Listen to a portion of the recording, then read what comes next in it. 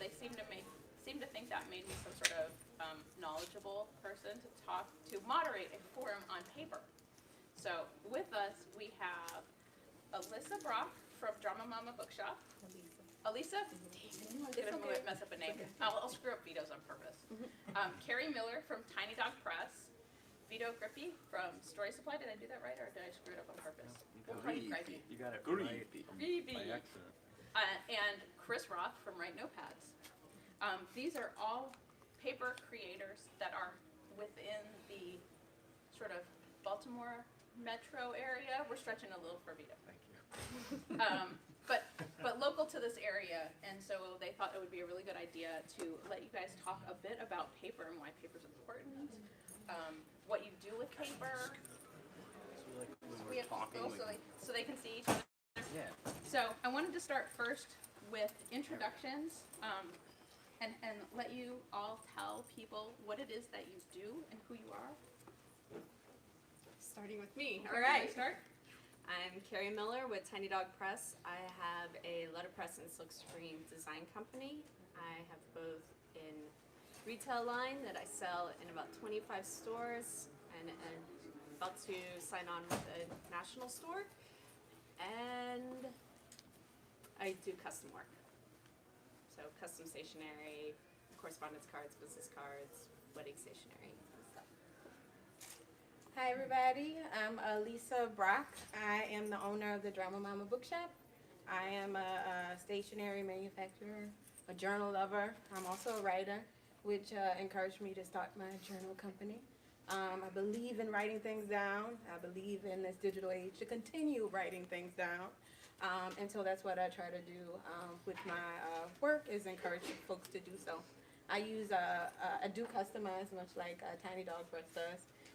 But we customize using a laser cutter. We use laser cut covers, and we fill all our journals with sugarcane paper, which is probably something I'll talk about. Sure. So next to that. Anna, we have mics for you. Oh, okay. Are we not loud enough? No. Okay. No. I love me a microphone. All right. We'll wait. Come on. Bring it on. How long to get? I don't know. Yes. Yeah. Is it working? Okay. Well, you guys will be able to hear me, but you guys need to hear these guys more than me. Here's our tables. Oh, and we have tables. All right. One. Right now. That's it. Yeah. There you go. Polish your story. My name is Chris Roth. 30 seconds.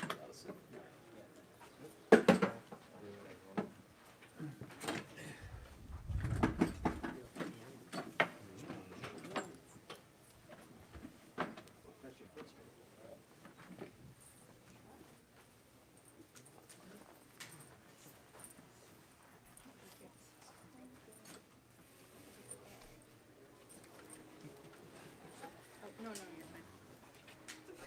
Do you guys want to join us over here? I think they're grabbing. Hopefully we get another one. The microphone they're just bringing in ought to help with the sound a whole lot. And if not, I'll move a bit closer.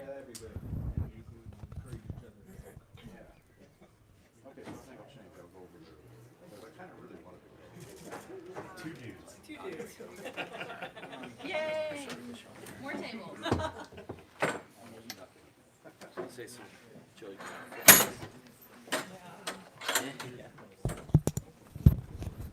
Just live dub over it. I don't think they want me to sit here in the audience and repeat everything they say. But we're doing a little bit of, like, sort of last minute putting stuff together, it seems. So we're getting some tables, we're getting some microphones, and we should be set up here in just a minute. So thanks for joining. This is the same kind of idea that they had last year where we did the pen makers panel. But we're doing paper this year, so it ought to be pretty cool. And I'm looking forward to it. So we'll probably get started here in just a minute after they get things done a little bit. Still sitting with the microphones over there. Giving Chris and Vito here a table so they get to be official as well.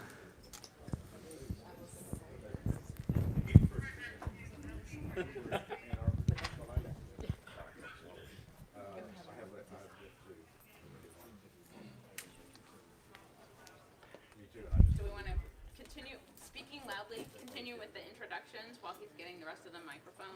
Free samples. Get out of here. Any hecklers will be dismissed.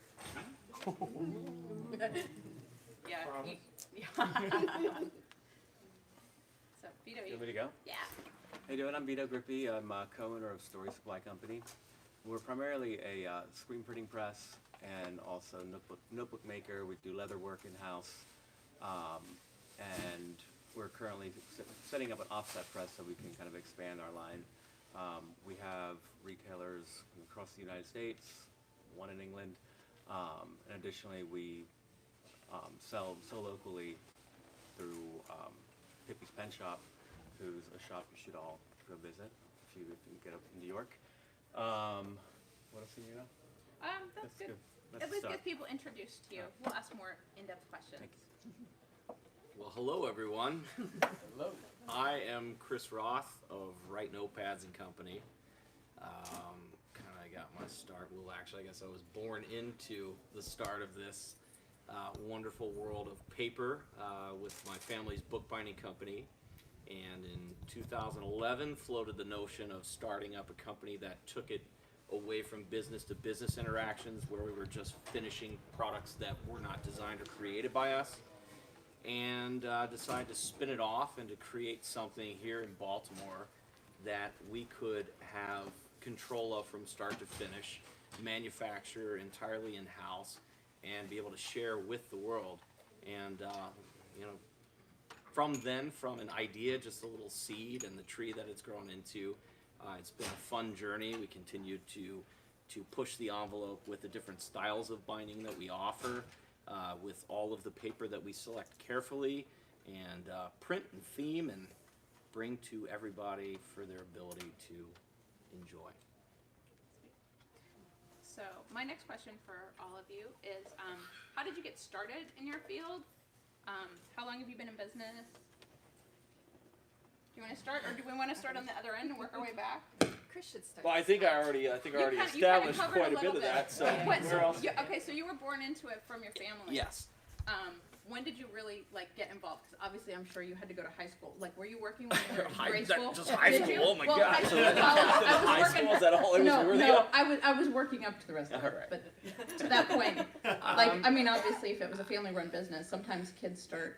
Yeah, far younger than the government should know about. So yeah, I mean, I grew up around the machinery that manufactures books, and I guess maybe it's in my veins and that sort of thing. But I was always taught as a bookmaker to not like, and I'm putting that very politely, printers. And I didn't understand why until, I graduated college and took over as marketing for the family business and had even more interactions with the commercial print world. And I kind of understand where my family was coming from in that, which sort of drove me to the point where, you really think I need a microphone? It really drove me to the point where I'm like, you know what, it's time to try and start something with this. We have all this great machinery. Let's see what it is we can do, put our stamp on something, and let everyone decide whether or not it's worthy of marketing and selling around the world. And I mean, that's kind of where it's gone. I mean, there's no answer. It's not like there's a set roadmap for this. You try things, you fail in certain things, and it's like, okay, well, it didn't work. What's great to me, with something that I particularly enjoy and like, has sat on a shelf and collected dust until we recycled it. So we learned early on, fortunately, without making incredibly expensive mistakes, that it's super important to take the end user's opinions and needs in mind before any of ours. And we can really put our stamp on it with the design aspect of it if we want to go, dig deep for some sort of a creative theme. But in the end, it has to be something that works for the end user. I use notebooks, I use paper, probably not as diligently as the folks in this room. I'm typically one to grab scrap paper because I'm not really allowed to go into my storeroom and grab a notebook. I get my hand slapped on that. So So that's kind of where that is. I don't know. Probably ran off on a tangent there. No, I think totally hit- fine. I think you covered the bases, and I think Alright. it's a good lead off for everybody else. So we launched in 2015. We did a Kickstarter campaign, and kind of how I ended up.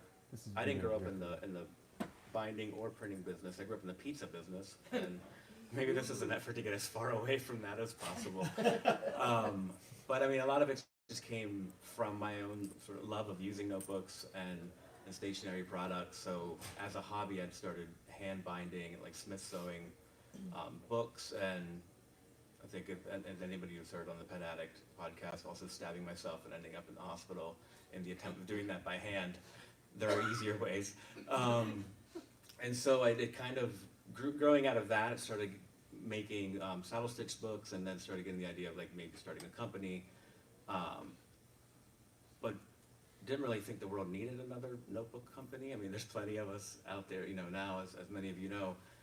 So part of our angle was to have a sort of one-for-one giving aspect. So we do for every notebook or notebook pack we sell, we donate notebooks. And then also just to kind of have fun, like my partner's a designer, and just we're both creative people, so the creative process of bringing something to life has always been sort of what drives us in that. Cool. Sort of pass Are we this over. passing this down? All right, so what was the question again? I want to make sure I'm answering. That's okay. correctly. How did you get started in your current field, and how long have you been in business? Oh, okay. So we've been in business for about 4 years. My business was one big accident. To be very frank with you. I love to journal. I will write on anything. But actually life kind of just happened. I went to visit a friend just to check on her, and I found out she had passed away. Earlier that week, I had bought like some journal stuff, material just to make one journal. And I kind of stayed home and made a bajillion journals, right? I would stitch them by hand. My first stitch was Coptic stitch. One turned into 20. Before I knew it, I had this business kind of happening. I sold them. I sold all of them. I was excited. I made more. I asked people questions. I learned things. I studied. It turned into a whole thing. Now I manufacture for universities like Georgetown University, Loyola. I make books specially for them. I'm in 14 stores in the city. It just kind of grew rapidly. Some cool stuff just started happening in the midst of my own little chaos. And usually when I have issues like that, I write things down, but I couldn't write at this time. So binding really fueled me. It gave me something to do while I got through. So now that I sell them and I've grown and advanced because of coming to places like this and vending and learning about paper and books, we've grown a great deal. But now I teach it. I teach the traditional way. I teach hand-bound books to youth, to adults, because it helped me. So I just pass it along. That's So awesome. 4 years, still growing, excited. So my business started in 2013, but if we back it up, I studied printmaking in undergrad. I went in as a graphic designer for undergrad and then realized I like to get my hands dirty. So I studied all the traditional forms of printmaking. Letterpress was not taught because letterpress was a commercial printing, and I went to a fine art school. So I was the girl in college that had purple hands around town, and people knew me as the purple hand girl because I did not believe in wearing gloves. And moved to Baltimore, and then started working at a stationery store, and that's when I was introduced to letterpress and the commercial side of printmaking, and decided I needed to make money as an artist. So I switched over to letterpress printing.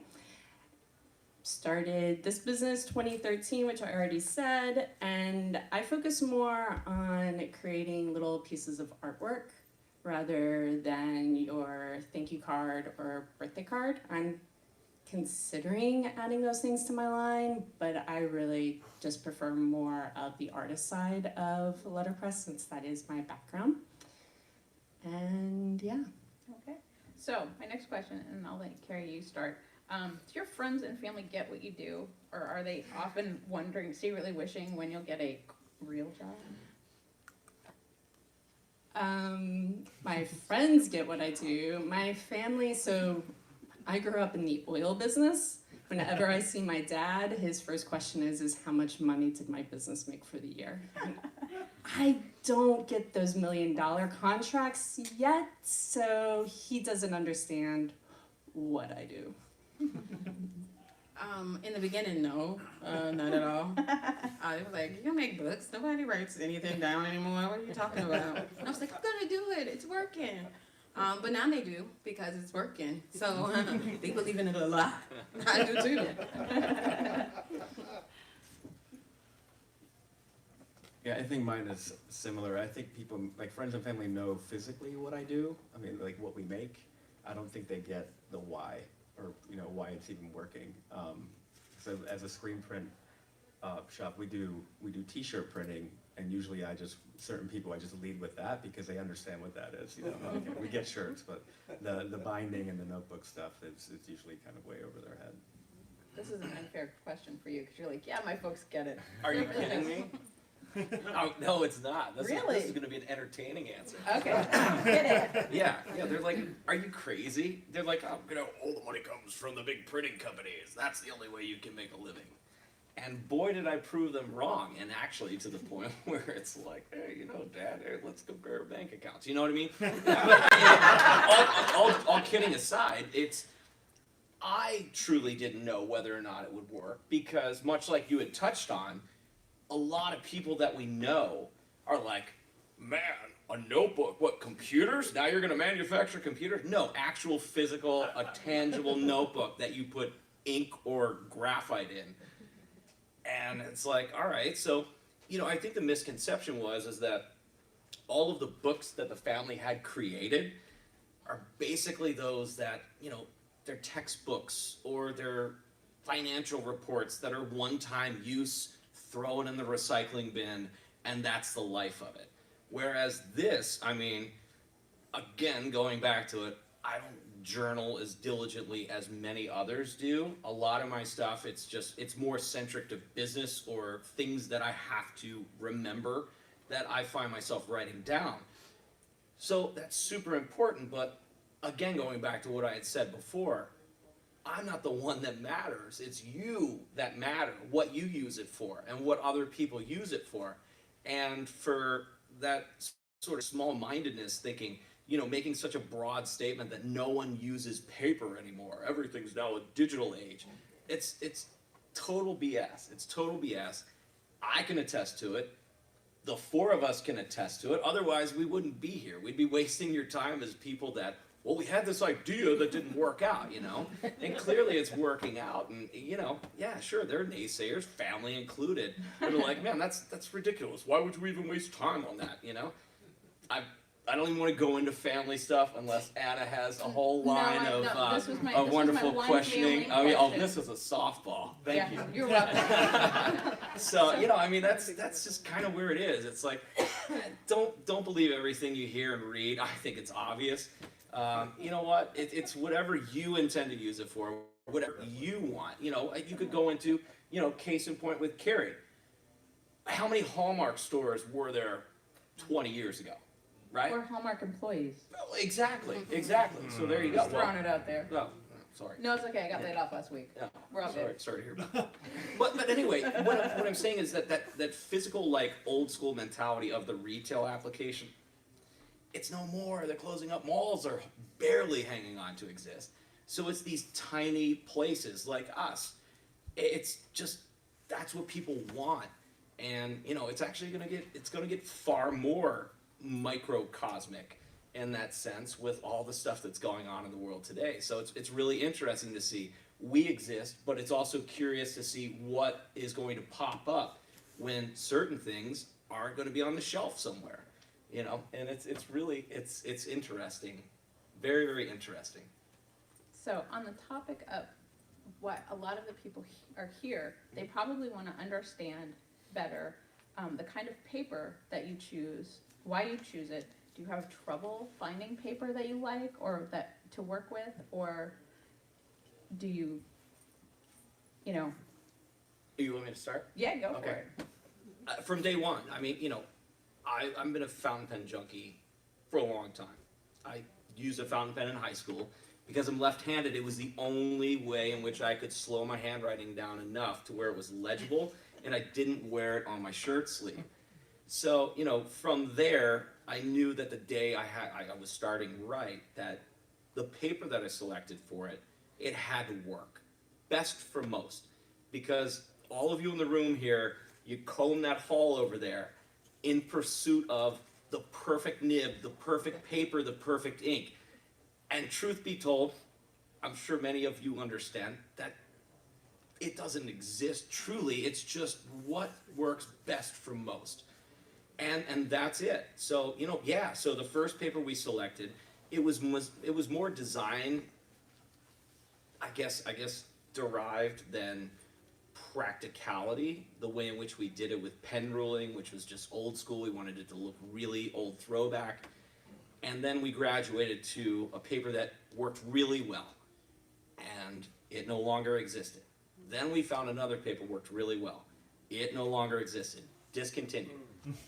So now we've landed on one that we really, really like. We have our reps stockpile this stuff for us and give us indicators if, hey, they're running low at the mill, or if there's some sort of any sort of notion that there's going to be a discontinuation. We'll start the process over again of finding the one that works just as well as the previous, hopefully better.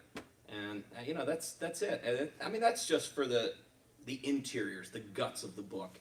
As far as the covers, I mean, you know, it's whatever kind of cool stuff we can find and creative things that work for the application that we're desiring, and that's pretty much it. So that actually reminded me, when the first pen show we did, because we were really naive, was the DC pen show. And kind of walked in. Go in full force. Yeah, it's close, so you know, we jumped in. And luckily at the time, Brad Dowdy, who I'd sort of talked to online, he kind of scooped me up, and you know, I was like his shadow for a couple of days, and he taught me the ropes. But the first thing, the scary part wasn't that, it was when people started coming to the table and picking up the notebooks. And we had that, you know, they would test it or they would start holding it to the light. And I realized, like, I knew things about fountain pens when we started developing the notebooks, but not to that extent, you know. So we got lucky. I mean, that's the only way I can explain it. Is like the paper we chose that worked with my few fountain pens that I had seemed to work for most other people. Because that's always, and you know, I see many of the faces who asked me this question today, is it fountain pen friendly? At the time, because also like my partner's he's a visual artist, so he does a lot of sketching, so we were trying to find something that was a balance for all those things. But that said, we've been lucky that since that first iteration, I mean, we did try a different paper, and then our printer at the time actually talked us out of it because it was so expensive, and we made out getting something better, and we've been lucky that it hasn't disappeared. But now I'm getting nervous hearing about, you know, like what happens then. But we'll just have to figure out when the time comes. But that's so since then, all of our interior paper is always the same stock, and you know, until it goes away. But like Chris said, you know, for cover stocks and that sort of thing, or when we do like screen printed posters, I mean, that's the fun part for me, because you start playing with samples and colors, and then usually just sort of ideas start growing out, sometimes out of playing with the paper, and then, I don't know, it's a very collaborative sort of fun process. Cool.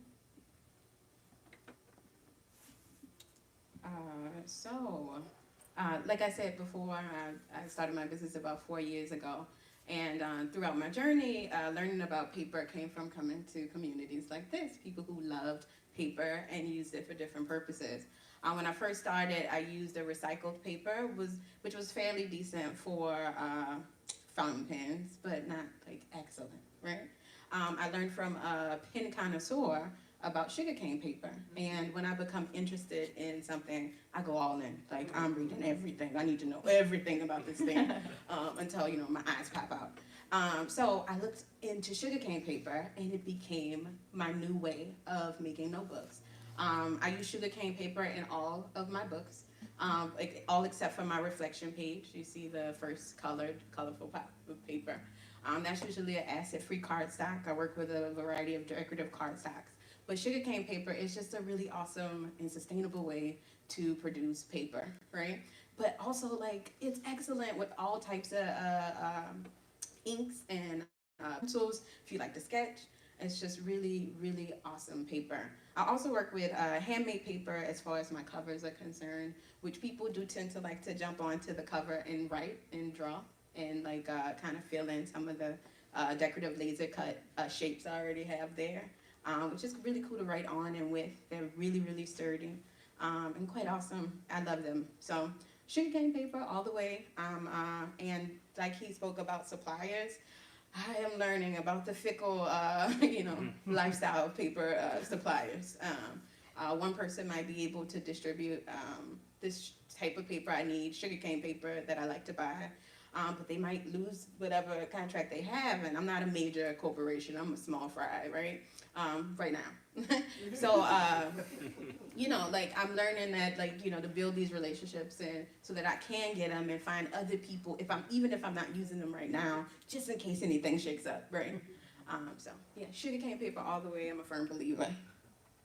Hope you can hear me, I know my mouth is. So I use cotton paper, because cotton paper you get the best impression with letterpress. I use Crane's Letra, which should never be going away since that is what our dollar bills are made out of.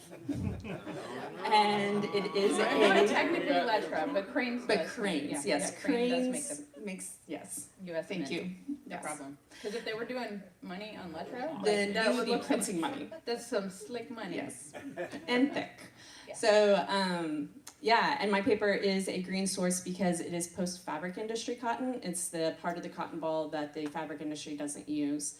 So that is a little bit more sustainable than cutting down trees because cotton grows a lot faster than trees do.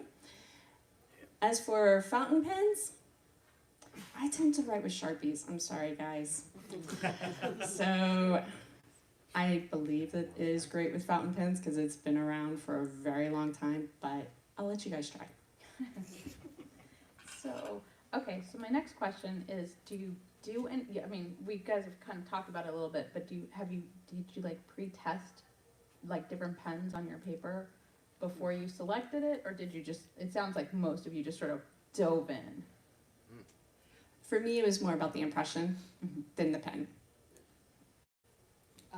Like I said before, I started with recycled paper. So by coming to places like this, folks would use different types and a large variety of different types of pens on my paper. So I had a few, just a template of what worked and what didn't. And that's how I fell on sugarcane paper for the long haul.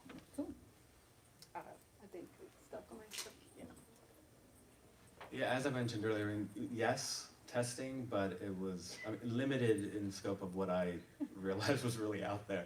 I think, there was like a couple Lamy safaris involved and some other things that my partner Gabe had. And then we did use a lot of pencils because, that was something that we did.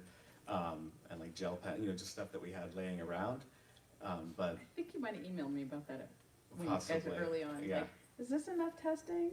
Yeah, because at some point, we realized, we don't really know. We know what, kind of Chris was saying, you kind of think about the things that you like to use, and that's really how it all started, and then quickly we're like, if we're gonna sell any of these, we really need to worry about, 10,000 people at a pen show who are all using, sorry, right, but they're using, a million different pens with different nib sizes and inks that all behave differently. That's just a whole, it's impossible to test them all, but at least to get a little closer.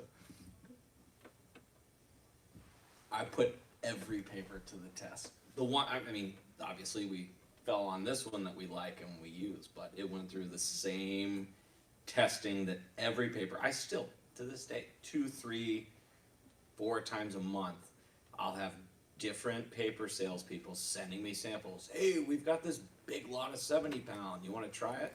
Sure, send me samples. Same thing, it's a Sharpie test, Japanese brush pens, ballpoints, pencils, fountain pens, you name it. And 9 times out of 10 they fail.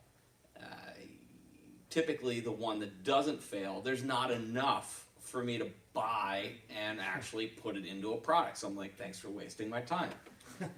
But it's like anything, like Carrie's paper, it's totally different than the 3 of us utilize because our stuff's more akin to journaling, and her stuff is a piece of art that you would write a note on and send to someone.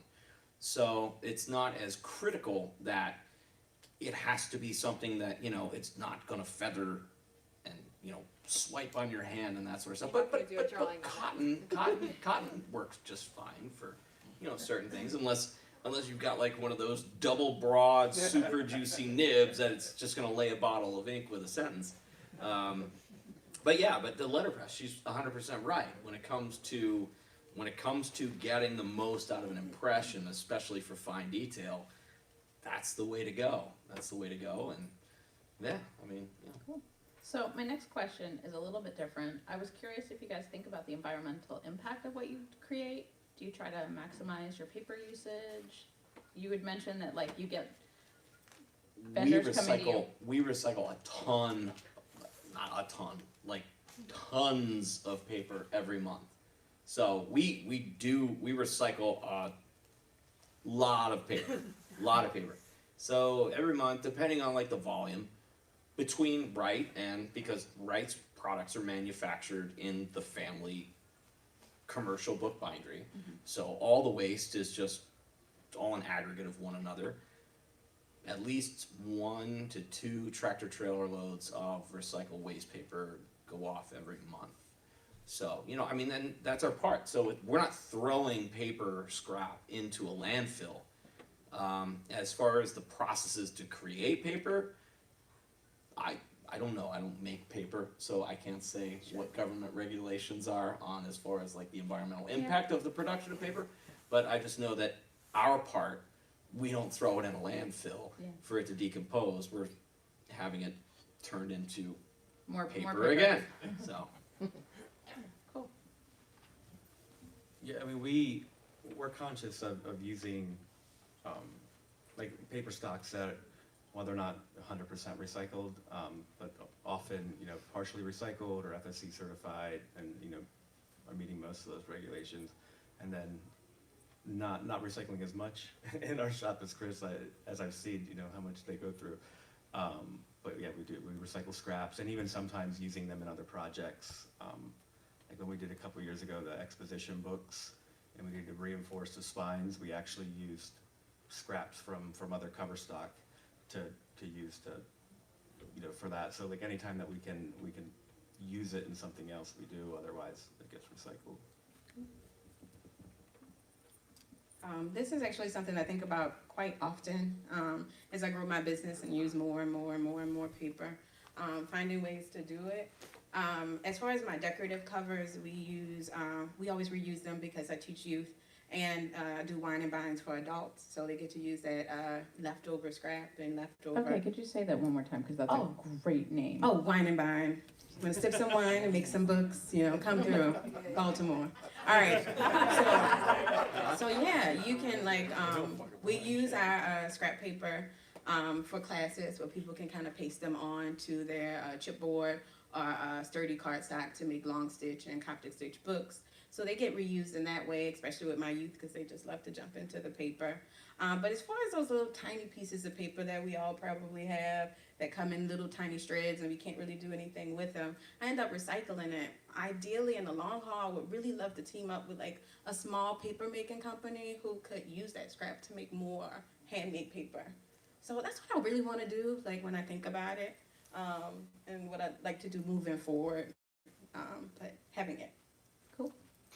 So in 5 years, me and Elisa will start a paper making business because I've always wanted to remake my paper. With it being cotton paper, I can easily grind it up and make new cotton paper, but I don't. So yes, we shall do that.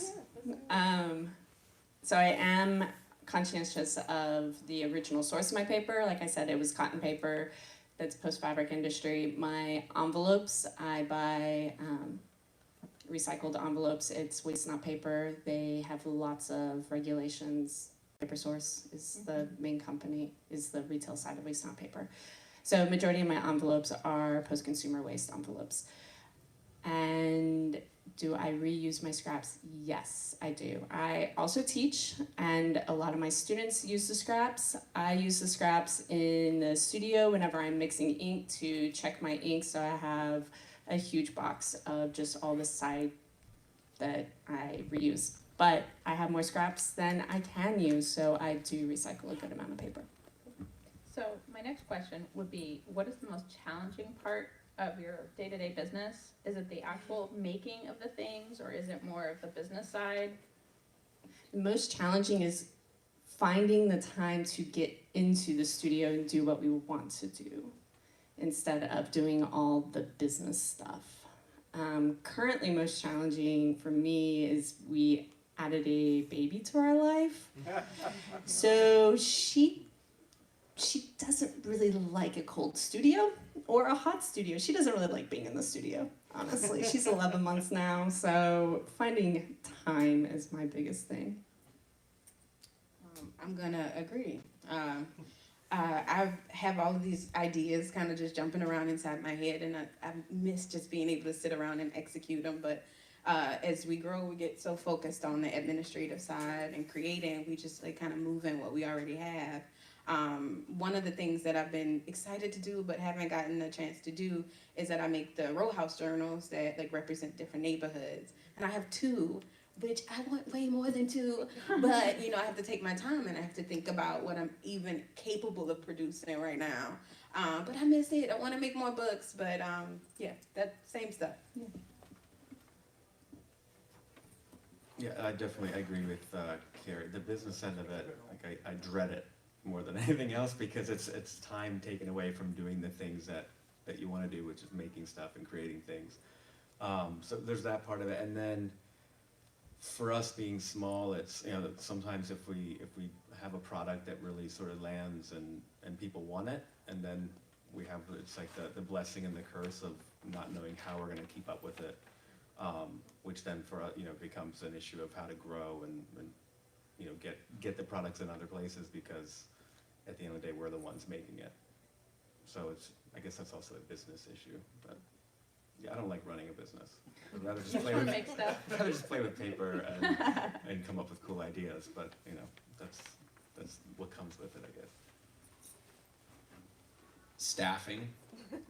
It's like, it's so hard to find people that actually know what it is that your vision is, and you know, not necessarily your vision, but just how things are supposed to flow. You know, observational learning, I guess, might not be that common any longer. You know, so you know, it's tricky. It can become, you know, I'm not gonna riddle with the whole stuff. You know, obviously, yeah, the business aspect of having to, like, you know, deal with accounting and all that stuff. It sucks. It's pain. But you know, staffing, you know, it's great. You find someone that's awesome, and it's like, oh, okay, I got another opportunity in Portland. You know, it's like, all right, great, that's awesome. So then you start over again. So you're investing so much time and money into training someone that finally, when they get there to where, and you know, there's no signs leading up to it where it's like, hey, I feel like this person's gonna go, so you have to dangle more money to keep them. It's just, it's not about that. It's not about the money. It's about just, there's a lot of people that want to, especially in this sort of craft world of notebooks and books and printing, they're very free-spirited, and if they want to move to the other coast, that's what they do. So be it, and there's nothing we can do to control it other than hope that the next one comes through the door and cycle repeats. So my next question is, do you have a paper-related horror story you'd like to share? Something like the wrong paper arrived, your client was waiting, your paper and ink combo didn't work, something went missing. It's all of them. All right, I think we have the, I think God, we'll yeah, Elisa let her start. Yeah, I don't go even for know it. what You story already to have pick a to story. tell. I mean, it's every They're day all of my horror life. stories. It's a I mean, horror story. It's a lot, especially if you can't get it locally, right? You have to order it, so shipments come late or not at all when they say they're gonna come. That happens all the time. They never come on time, and it drives you a little crazy. Especially me working with different wire, and some stuff like you can't hear me. Some stuff in particular, I mean, if I'm going to be specific, I remember just before Christmas, my supplier was completely shut down, and this is before Christmas. So they no longer carried it, and I had to get my sugarcane paper from the West Coast, right? And of course, I ordered it late because that's what I do. All right, I order late, but not so late that I couldn't get it, right? So now the West Coast means I had to get it like a week and a half, and as opposed to the 3 to 5 day period I usually get it, you know. So it's so frustrating, especially when things are like kind of cranking up and you don't have enough. That's all the time with something that I need, you know. For me, mine kind of goes with Chris's about staffing. This past summer, right before one of my biggest events, I had an employee for the summer, and he broke both my press and my guillotine in the same day in 1 hour, and it happened to be his last day to work because he was going back to Japan in 2 days. And my guillotine is built in 1859, and my letterpress was built in 1949. You can't call anybody to fix those, and he broke a bearing on my letterpress that I would have to buy 3,000 of them for them to remanufacture this bearing, which would have cost $30,000, which is a lot more than I purchased my letterpress from. So it has taken me 7 months, but I finally found the bearing. Is it CMP? Yeah, it's a CMP. Which bearing? $30,000. It's on the rollers. He broke a roller bearing. Where'd you get the part? You win. Yeah, from somebody off Etsy. Finally, Oh, somebody who had a. somebody who gave me some used ones. I would cry. Different. Oh, I almost did. And then he asked me, he was like, what do you want me to do? I was like, I want you to stand here and I'm gonna walk around the block before I say another word to you. Yeah. I don't know. I think Well, yeah, there'll be some number swapping later sure, on. he has my Some number. paper making going on down here, some My parts. 10s. I have 10 by 15s. I think this is becoming like a negotiation or a bargain. No problem.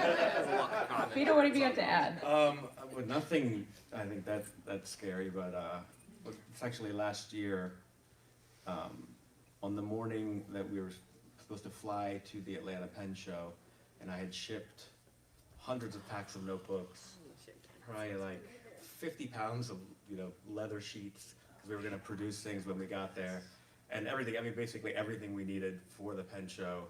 And the morning that it was supposed to get there that morning, and then we were leaving around noon. And so I'm checking UPS, and like, this thing's not landing, it was supposed to be there, And so finally I got a hold of somebody at UPS and said, well, it's lost. So what does that mean? And they said, well, we found an empty box. Oh no! I was like, I don't know what that means.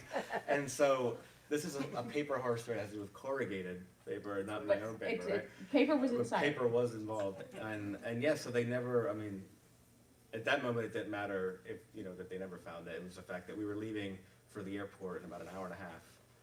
And so we just rushed into the shop, and it was, my partner Gabe is like cutting sides of Horween leather faster, dangerously fast, while I'm packing boxes, and we took 4 suitcases, thank goodness for Southwest. 2 free suitcases fly with you, and we took everything. This in paper suitcases. panel sponsored by Southwest Yeah, Airlines. seriously, I owe them a lot, but yeah, UPS, they said we found an empty box, or the empty boxes. And, partially, I guess it was my fault, because there was a lot of weight in those boxes, but they never could tell me what happened to the contents of it. So, but we made it to Atlanta, and it was fine. It hasn't There was happened. drinking. Yeah, Chris knows about On that. that note, if anybody would like to buy for 50% off some and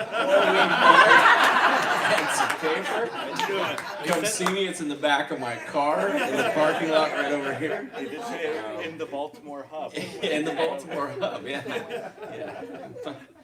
My boy. All right, Chris, give us a horror story. God, all right. Pick one.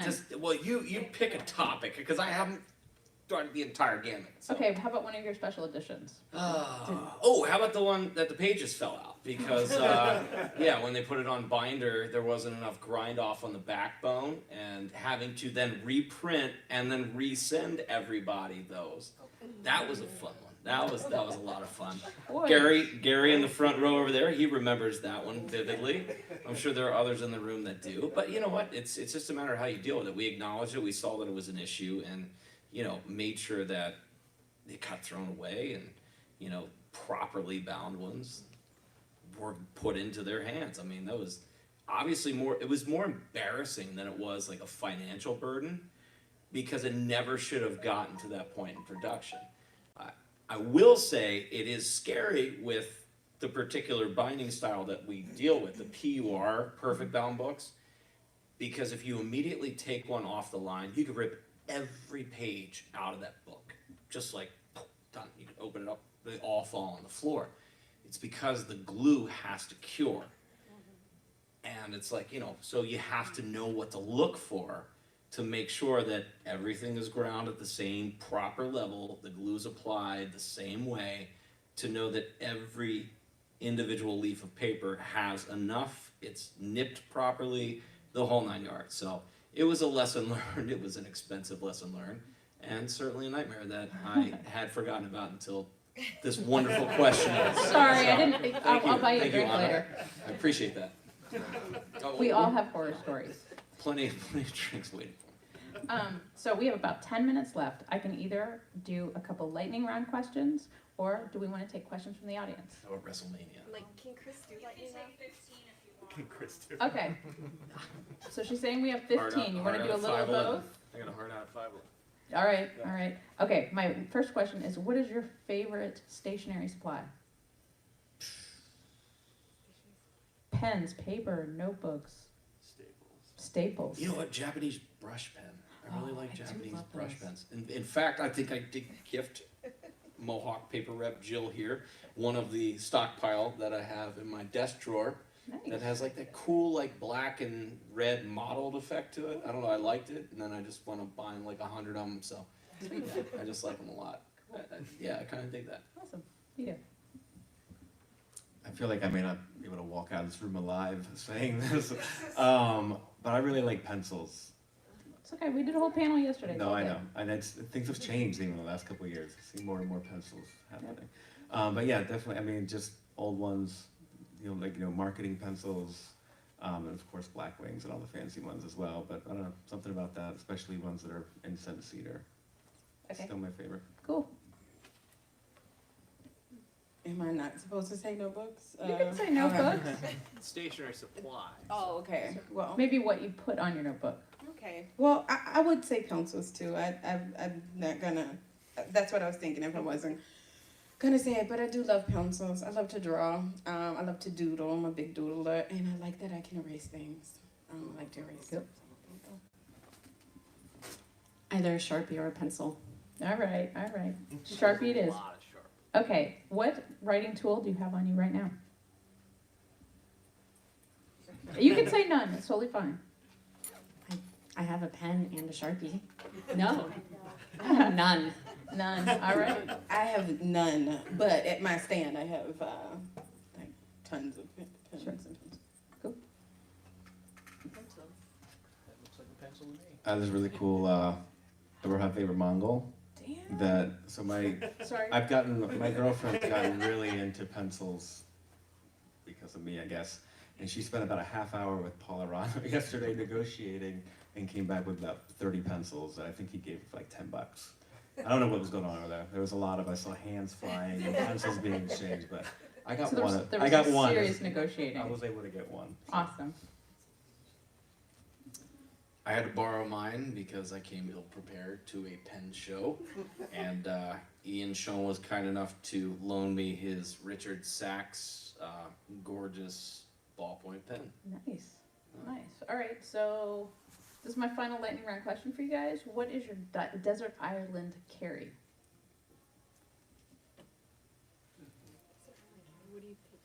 A Yeah, if cooler you were full stuck- of beer.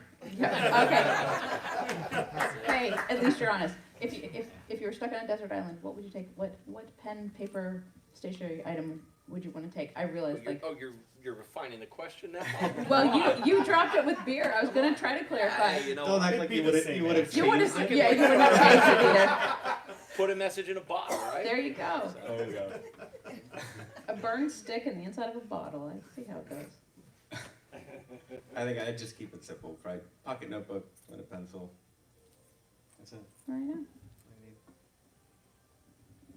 on. I'll probably bring a very large marker. Am I stuck?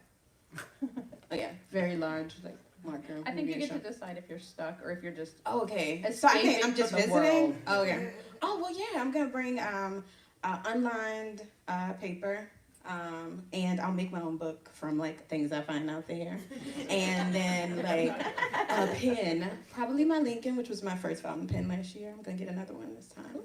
But yeah, that's what I'll get. I'd probably have a notepad and a Sharpie. Sweet. So, I used to manage at a Starbucks. Oh, So you can write on any cup. Sharpie. That's okay, my husband brings thousands of Sharpies home. I put them in a jar by the front door and I'm like, take these back to the shop. We don't need them in the house. I don't need 47 of them, just to go. One is enough. There you go. Then you really don't want the house. Do we have any questions from the audience? Anything you guys wanted to know? Hi, my name is Joe. I have just a quick question for anybody in the group. You guys all make fantastic products, but you're sort of in a niche market. How do you compete against the bigger guys, the Barnes and Nobles, the Amazon? How do you compete in that market? Are you, if you can't beat them, join them? Do you have a long-term plan? I know business wasn't your ideal, but figured I'd throw it out there. Well, for me, it's about quality and having a better quality of product for people. If you can tell a difference between something that is letterpress printed, that is letterpress printed well, that is letterpress printed crappily, and that is digitally printed. My cards are letterpress printed well. People come back to me because of that. And also my stuff is fairly regional right now. I'm trying to get out of the regional area to be more nationwide. But yeah, for me it's quality, and Amazon sucks. Don't go for them because their quality is really poor, and as a maker you make absolutely no money if you sell on them. Are we going down the line with the Does questions? anybody else have anything to fill in? Oh, well, unique market, unique item. My item is a laser cut, so I use, present day technology to make a very traditional book, and finding new ways to do the notebook. Like, what am I gonna do that's different than what people have done before me is what I'm constantly thinking about. So that's how I stay afloat. Do you have anything to add? I mean, we just don't compete with those other, mostly I just compete with Chris and try to tell people that, no, we're Story Supply Company, not right now. It's most of my day. No, but, I mean, for us, we're never going to compete with those companies. So, I mean, it's going to carry said it's quality, it's doing something different. And then for us, I mean, kind of diversifying, like, our shirt business is doing really well, and that allows us to kind of make more things that we love to do and try to grow that end of it as well. There are a lot of tricky business attributes to that, so it's been touched on down the line here that they do suck you dry from any potential to make money to then develop, survive. In addition to that, Amazon we'll just single out Amazon on this. So, and Barnes and Noble, we'll single them both out because they have very similar ideology where they'll place one order. I've never personally witnessed it because we fortunately had heard the horror stories before we got to that level. And, they'll place one order. And it's common practice with a lot of these big import, big box stores. And, both are in that vein. Where they'll place one order, they'll love it, they'll send it to their already pre-existing relationship manufacturer overseas, replicate your product, and then just cut your nose off for you. And I'm like, that's not where we're at. So it's not a matter of competing with them, it's a matter of finding different audiences that they don't cater toward. And, you know, I've touched on it several times where audience matters. So, you know, not everybody just likes a straight up line notebook or blank or graph versus dot. So that's why it's always great. So you can't just hit up Jeff Bezos' Amazon.com and say, hey, my ideal notebook would be this. You know, he doesn't care. It's not going to get to him. But us, Hello at, Vito, so on down the line, if there's something that you desire and there's enough demand for it, we can do it. We can test it. We can create it. And that, I guess that's the fun part of it, is that I often equate it to those big entities being more like a cargo ship or a cruise ship, where it takes a long time for them to be able to redirect and turn around. And I like being on that wave runner where if I don't want to go there anymore and I want to go there, that's what I'm going to do. So. Awesome. Does anybody else have a question? Sure. We're fountain pen users, enjoy writing and just journaling around home and keeping records about things. And we fell in love with Staples at the time they were carrying the sugarcane paper. And the fountain pens all were happy campers in our house. And then it disappeared. Yeah. Where on earth can you still, the average consumer, still find the sugarcane paper? Oh, Do you have there's any, is it, or is it a just? company called Brown Bear. They carry, sugarcane paper, if you want to print on it. Well, they have the brand name is Brown Bear. Oh, that's the way you can get it. Oh, you can get it from me, girl. Sugarcane paper. Oh, my bad. I was just, trying to help. But also, yeah, totally. Yeah, and my stand is like right in the store. Come see me. I also customize on the spot, so you can build your own if you want lines, dots, graphs. We build them. Pick your cover. I'll make you one. This is for the lefty that works for Wright.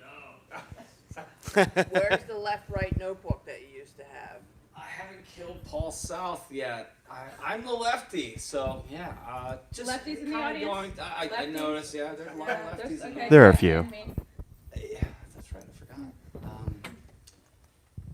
It will see a resurgence along the lines. It's going to be a super niche thing that I'm going to resurrect, and because I personally liked it. And I liked it. It was very clever, and I don't know.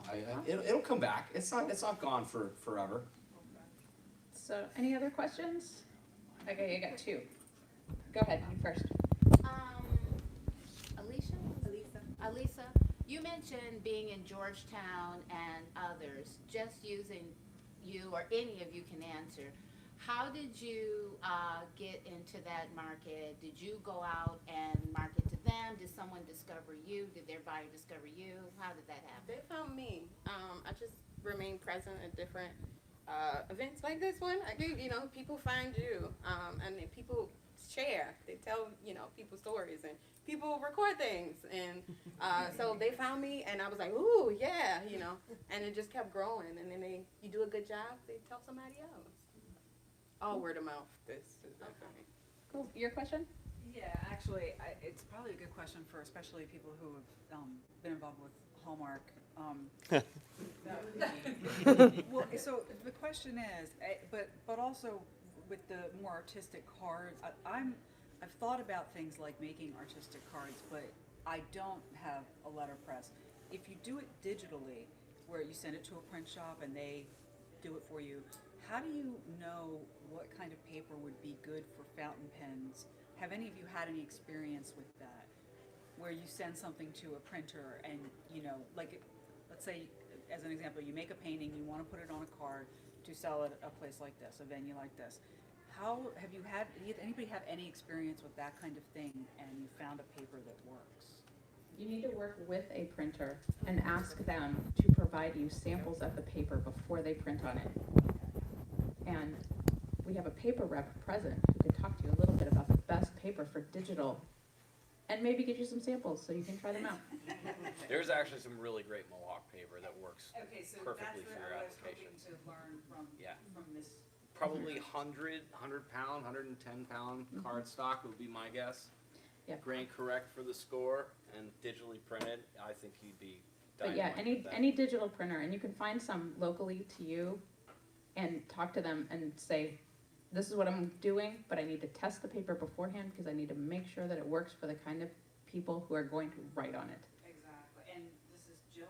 Okay, thank you very much, I really appreciate that. Cool. And Quick question. I think I have a pretty good idea of where the Drama Mama name came from. But and you're welcome to just explain more, but just for each of you, just the name, the way that you present yourself, just how did you decide on that? Were there any other, was it obvious to you or to somebody else? How did you come up with how you represent yourselves? go, Vito. Holding the mic. I mean, for us, so like I'm a writer and storyteller. I also teach creative writing, and I teach at a college, but I've also done a lot of like youth workshops and that sort of thing. And so when the sort of idea of doing the donation element came, it was just, it was just like the idea of storytelling, and then the idea of like story supply company being not so much, it's more like we supply the tools, but also we're also supplying the tools to the donation end of it. So it's just kind of, it started ringing. Plus I think at the time all the companies sort of kind of did that like something company. It was like, you know what I mean? It sort of just felt right. And it, I don't know, it stuck. My story's really short, actually.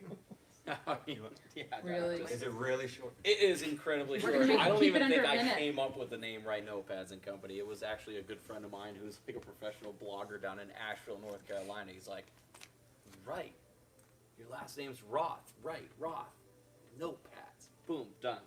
That was it. I'm a theater, advocate. I went to school for theater at Coppin State University, and performed. And my writing style is always as a scripted material, dialogue. So, I have a thing for the dramatic. So there you go. We have a 110-pound black lap. And when he came to live with us, my husband became Big Dog, and he became Tiny Dog, even though he's 110 pounds. And when I rebranded my business, I had a prior business under a different name, and I was rebranding it. And my husband thought of Tiny Dog Press one night. Brilliant. So is there any last questions before we go? Our friends at Mohawk Paper gave us paper basics and printing basics booklets that I can share with you. I don't know if I have enough for everybody, but hopefully we have enough. If not, I bet you we could probably get some more if we needed them. So anyway, so I have these booklets. I believe everybody here brought samples of the work that they have, and they also have tables here at the show. So if you haven't seen the work I know it's lovely. It's a lovely presentation. I apologize about that. It took me blood and money to get those from the hotel. So these are some of my favorite books about paper and printing. I have referred back to these repeatedly, and at one point on our now very different podcast, Art Supply Posse, I talked at length about these books. So if you ever wanted more details, go back to probably maybe like Art Supply Posse episode, 6, maybe something like that, 11, where I went on and rapped poetic about the Paper Basics book and how much you can learn about paper from reading this lovely little booklet. Thank you all for coming. Thanks for our panelists for presenting to us.